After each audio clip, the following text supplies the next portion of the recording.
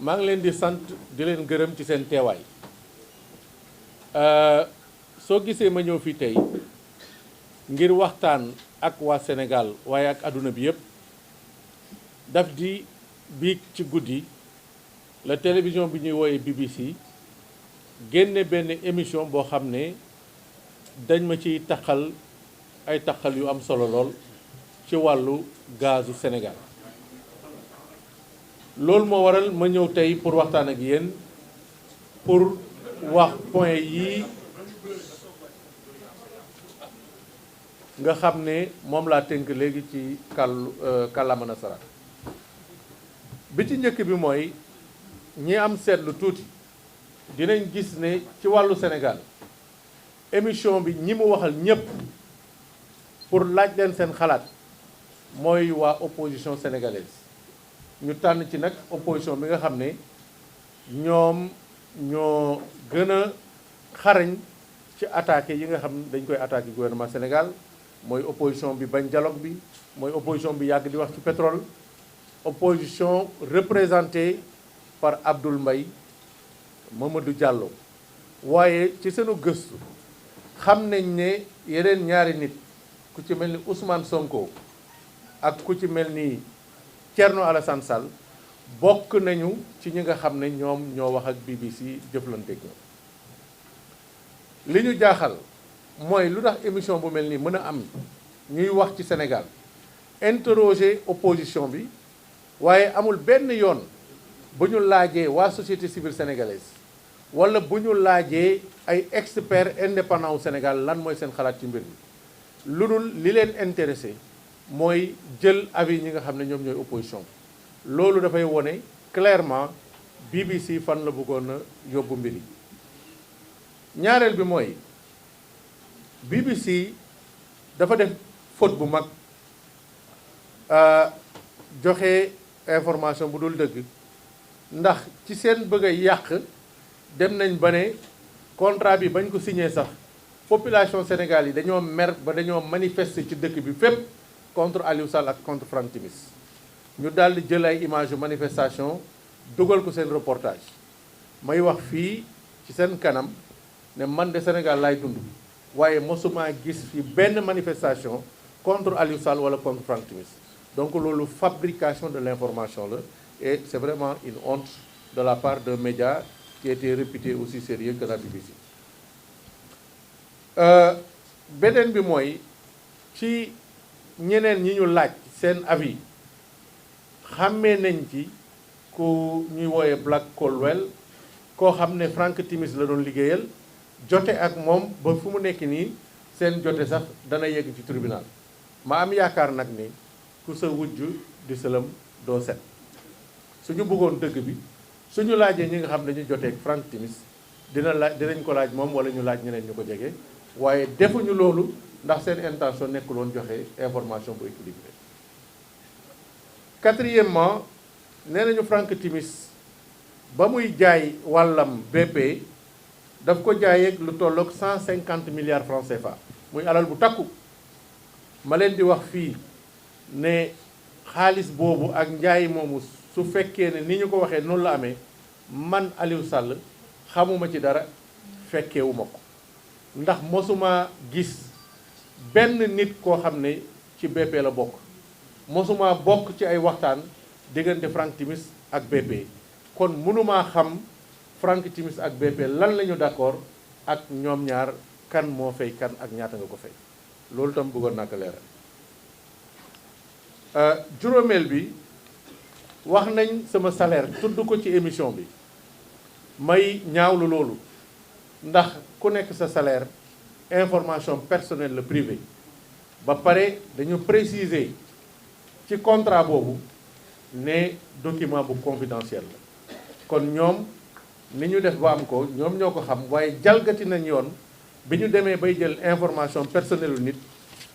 di ko génnee à travers une émission di wax tamit ne salaire boobu ñuy wax ne moom laa doon fayeeku ne dafa ëpp entreprise ba ma doon liggéeyee muy Timis Corporation am na ñu doon fayeeku lu ëpp loolu fuuf am na ñu doon fayeeku lu di toll waaye am na ñoo xam ne tam ñu ngi doon fayeeku lu yees loolu dem nañ sax ci commentaire yi ba ne man poste boobu ñu ma jox mérito wu ma ko ndax xëy na awma ay qualification yu dëppook poste boobu te loolu yëpp jot naa leen ci tontu ndax samay avocat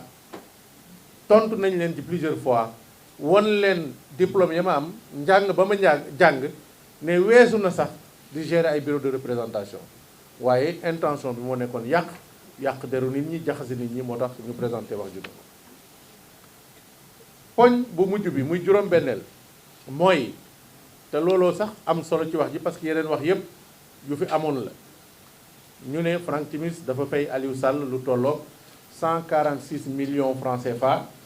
waaye ba mu koy fay sax fayum làqatu la ndax da ko jaarale ci benn société bu tudd Agritrans ma leen di yëgal fii ne mosuma jot 146 millions ci Agritrans yu jógee ci Franck Timis wala ci ay société am wala ci ñoo xam ne dafa jokkoo ak ñoom loolu c'est totalement faux te maa ngi invité BBC wala keneen ko munti doon ci àdduna bi mu indi preuve ne société Agritrans mos na jot xaalis bu jógee ci Timis Corporation comme ñoom ni ñu ko waxee ci émission ma leen di wax rek ne accusation bu mel noonu garaaw bi mu garaaw moo tax waxtaan naa ak samay avocat te am nañ yéene wax dëgg yàlla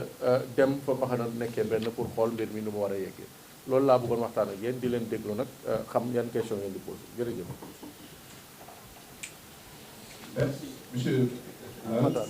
On va passer à une série de questions. Au hasard, comme ça, du contrat me liant à Petrotim à l'époque, il n'a pas été fait mention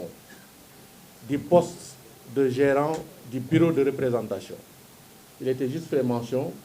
d'un contrat de consultant pour le compte de Petrotim. Comme tout futur salarié, j'ai interrogé des spécialistes de la question, en l'occurrence M. Djibril Kanouté, ancien directeur général de Petrosen, qui était à l'époque lui-même directeur représentant de la société africaine Petroleum, pour lui demander son avis d'amis, en lui montrant le draft de mon contrat et lui disant que voilà le contrat que je vais signer et je voudrais ton conseil en tant que frère. Après lecture de ce contrat, il m'a dit, et j'en ai tenu compte, que pour sécuriser ta collaboration, de la même manière que je l'ai faite moi-même, j'aurais souhaité que tu inscrives qu'une fois que la procédure est terminée, tu deviennes le représentant du bureau. Donc c'était purement une démarche de protection de mes intérêts qui n'avait rien à voir avec l'octroi de la licence à Franck Timis, qui, je le rappelle, a obtenu sa licence le 17 janvier 2012, alors que M. Macky Sall n'était pas encore président de la République. D'ailleurs, dans la vidéo de BBC hier, ils ont montré un document, le document du contrat de Franck Timis, et au bas de la page, il était bien inscrit, date le 17 janvier 2012. Je ne vois pas donc comment, effectivement, mon contrat pouvait être lié à l'approbation par mon frère. Deuxièmement, je suis diplômé du CFEP, de l'IAE de Paris 1, en gestion des projets de développement, un master. Je suis titulaire d'un master en finances publiques, ici à ISF, Institut supérieur de finances. Je suis titulaire d'un master d'administration publique de l'École nationale d'administration de Paris. Alors, si des énarques peuvent diriger le groupe Total, je ne vois pas pourquoi un énarque, un de leurs collègues, ne peut pas diriger un simple bureau de représentation, dont la tâche n'est pas d'aller forer des puits de pétrole et de gaz en offshore profond ou même en onshore, encore moins d'analyser des courbes de niveau